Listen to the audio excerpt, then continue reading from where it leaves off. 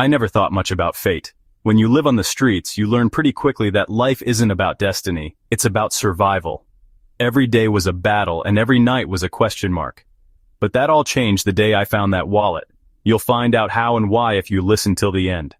I'd been homeless for years, drifting between shelters and park benches, scraping by on the kindness of strangers and whatever odd jobs I could pick up. People walked past me like I was invisible, a ghost in tattered clothes. I wasn't bitter about it. That's just how the world worked. Until the day I made a choice that would change everything. My name is Daniel, and if you saw me a while ago, you'd probably cross the street to avoid me. I get it. People don't like being confronted with the reality of homelessness. It's easier to pretend we don't exist. But I wasn't always like this. Once upon a time, I had a steady job, a roof over my head, and someone I loved waiting for me at home. I worked in construction, long hours, tough work, but honest pay. My days started before sunrise, pulling on my worn steel-toed boots, faded jeans, and a high-visibility vest over a sweat-stained t-shirt. The work was backbreaking, hauling materials, framing houses, pouring concrete, but I took pride in it. At the end of the day, my hands were covered in dust and calluses, but I felt accomplished. I lived in a modest one-bedroom apartment on the second floor of an aging brick building. It wasn't much. Peeling wallpaper in the hallway, a radiator that clanked all winter, but it was home.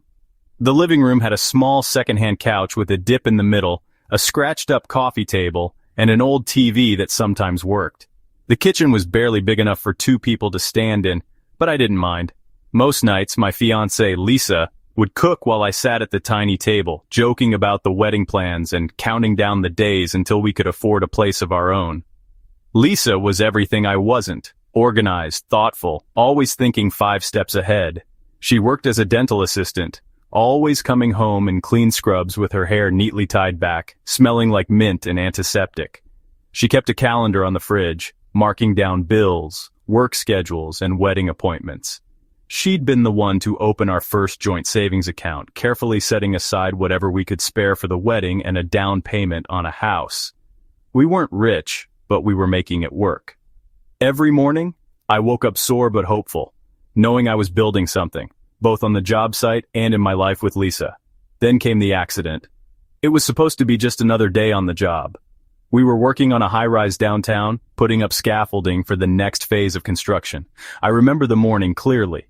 The sun was just starting to peek over the skyline, and I had a coffee in my hand, joking with the guys about the upcoming weekend.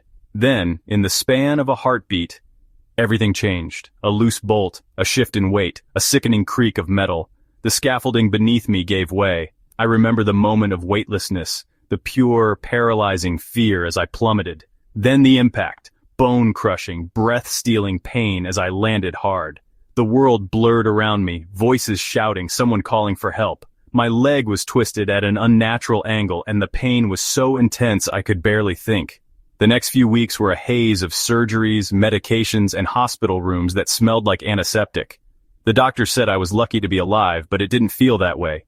My leg was shattered, my body weak, and my future, the one I had worked so hard to build, was slipping away. I spent 6 months in recovery. 6 months of struggling to walk again, of physical therapy sessions that left me exhausted and in agony. And through it all, the bills piled up. My savings, meant for a wedding, drained away into hospital fees. My landlord was sympathetic at first, but sympathy didn't pay rent. My job couldn't hold my position forever, and by the time I was mobile again, it was gone. Then there was my fiancée, Sarah. At first, she was supportive, visiting me in the hospital, promising we'd get through it together. But as the weeks dragged on, I saw the change in her eyes. The worry, the exhaustion, the doubt. I couldn't provide for us anymore. I wasn't the man she had planned her future with. And eventually she left, saying she needed someone who could still stand on his own 2 feet. When I finally healed, the world had moved on without me. My job was gone, my home was gone, and before I knew it, I was sleeping in doorways, wondering how everything had gone so wrong. At first, I refused to believe this was my life. I told myself I'd find work, get back on my feet. But construction wasn't an option anymore, not with my injury. Every job interview ended in rejection. Every opportunity slipped through my fingers. Employers didn't want to take a chance on a broken man with no permanent address. Pride kept me from asking for help. I avoided shelters, convinced that if I just held on a little longer something would change, but days turned into months, and months turned into years. The streets don't care about your plans. I learned how to survive, how to find food when I was desperate, how to sleep without drawing attention to myself. I learned which areas were safe and which weren't, how to avoid the people who preyed on the weak. Most of all, I learned something I had never truly understood before, the depth of human indifference. People looked through me as if I wasn't there. The same people I had once stood next to in line at coffee shops, the ones I had worked beside, they walked past me now without a second glance. But I also saw kindness in unexpected places. The old woman who left a sandwich beside me without saying a word. The street vendor who handed me a hot dog when he thought no one was looking. Small moments, but they meant everything. And then one morning, I found the wallet. That morning was like any other. I woke up to the sound of the city coming alive. Honking cars, hurried footsteps, the smell of coffee drifting from a nearby cafe. My stomach growled, but I ignored it. Food could wait. First, I had to find a way to make a few bucks. I walked toward the park where I sometimes found loose change or half-eaten sandwiches left behind by office workers on their lunch breaks.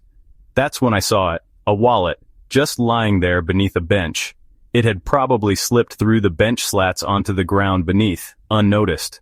I'd almost missed it myself, but since I'd become homeless, I'd developed eagle eyes. We who lived on the streets had to if we intended to survive. Another few cents could make all the difference between sleeping in a shelter or on a cold, hard bench in winter. I glanced around, hesitating before picking it up. It was thick, the leather worn but still high quality, the kind of wallet that belonged to someone who didn't think twice about money. I picked it up and glanced around again. It felt quite heavy. No one seemed to be looking for it. No frantic searching, no one doubling back. It was just sitting there, unnoticed by everyone but me. My fingers brushed against the worn leather as I flipped it open with trembling fingers. Inside was a thick stack of cash. Crisp $100 bills stared back at me, worth hundreds, maybe even thousands of dollars. More money than I had seen in years. My breath caught. Credit cards, a driver's license, business cards, everything intact. I swallowed hard, my hands tightening around the leather.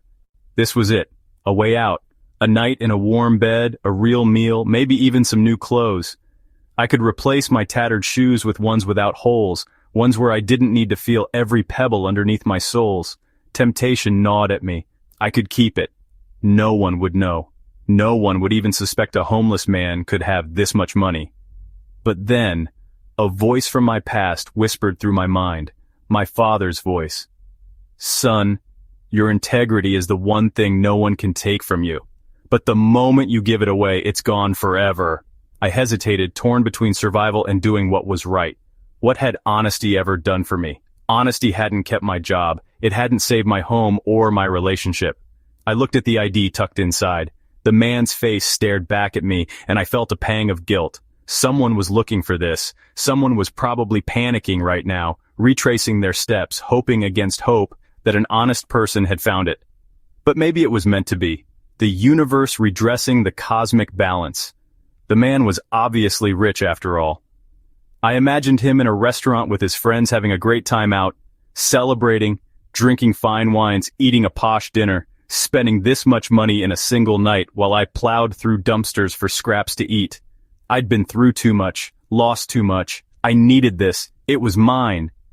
But as I stood there staring at the man's ID, I knew the truth. I couldn't deny it. I couldn't justify keeping it or spending it. I thought about my dad's words again. That's not how I was raised.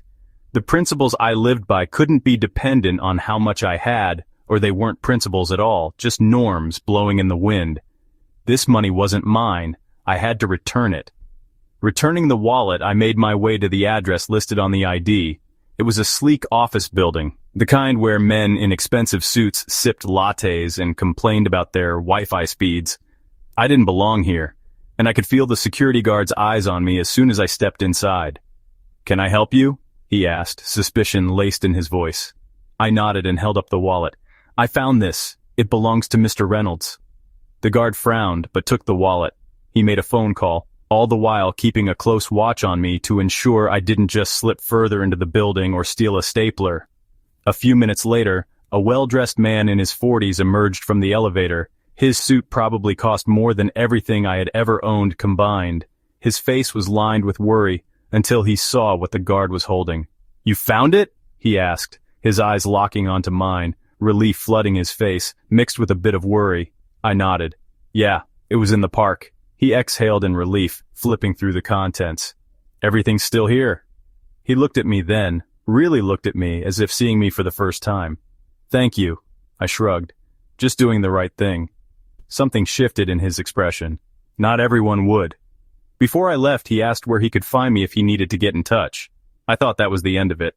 I returned to my usual spot near the bridge, convinced I'd just given away my best chance at a hot meal and a warm bed. No reward, but at least he'd paid for a cab to take me back to my local haunts. But the next day, to my surprise, something unexpected happened. A black car pulled up beside the park bench where I sat. A man in a crisp suit stepped out, and behind him, the mayor. I blinked, certain I was hallucinating from hunger. Can I help you?" The mayor smiled. "Actually, I think we can help you." It turned out that Mr. Reynolds wasn't just some random businessman. He was a well-connected philanthropist, and after hearing my story, he had called in a favor. The mayor wanted to recognize me for my honesty. "What you did," he said, "is the kind of integrity we need more of in this city. And we'd like to make sure you get the fresh start you deserve."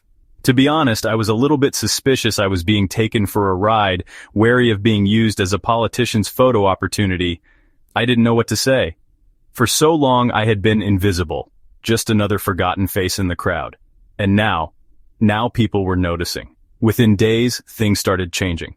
A local shelter offered me a place to stay. A nonprofit helped me replace my worn-out clothes with something clean and decent. My story spread faster than I could comprehend. Social media exploded with praise, strangers reached out offering support, and people began sharing their own acts of kindness. One woman left a note on my park bench, saying she had bought a meal for a homeless man in my honor. Another man donated to the shelter that had taken me in. Kindness, I realized, wasn't just about big gestures. It was about the little things, the choices we make when no one is watching, the way we treat people, even when the world has given up on them. But that was just the beginning. The events that followed changed my life in ways I never imagined. I learned a lot more about Mr. Reynolds. He wasn't just any businessman. He was a well-connected entrepreneur with a heart for second chances. After returning his wallet, I thought that would be the end of it, but he had other plans. The very next day, he found me at the shelter where I had been staying. Instead of brushing past me like so many others, he sat down, listened to my story, and then made an offer that left me speechless. "I want to help you," he said, "not just with money, but with a real opportunity." True to his word, he got me into a job training program. It wasn't construction work. I knew my leg would never let me go back to that, but I learned new skills: office administration, customer service, even basic accounting. It was strange at first, sitting in a classroom again, surrounded by people who had no idea what I'd been through. But for the first time in years, I had hope. The transition wasn't easy.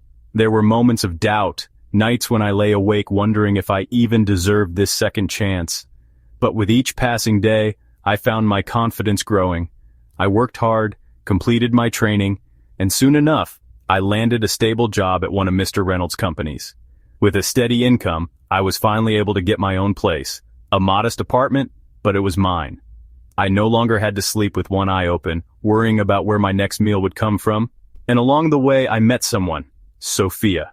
She had volunteered at a homeless outreach program, and we bonded over our shared belief in kindness. She saw me for who I was, not who I had been. Now I make it my mission to give back. I volunteer at shelters, speak at rehabilitation programs, and mentor those trying to rebuild their lives. Having been there myself, I understand the struggle, the stigma, the deep loneliness, but I also know that one act of kindness can change everything. I used to believe the world had turned its back on me, but now I see it differently. Sometimes you just need someone to remind you that you're still worth saving. Looking back, I sometimes wonder what would have happened if I had kept that wallet. Maybe I would have eaten well for a few days, gotten a room for a night or two, But in the long run, I would have still been the same lost soul, drifting from street to street. Instead, returning that wallet gave me something far greater than money. It gave me a second chance. So, if you ever wonder whether doing the right thing is worth it, let me be the first to tell you, it is. Because kindness doesn't just change the world, it changes people, and sometimes it even saves them. If this story resonated with you, please like, share, and subscribe for more content about navigating complex relationships and staying true to yourself.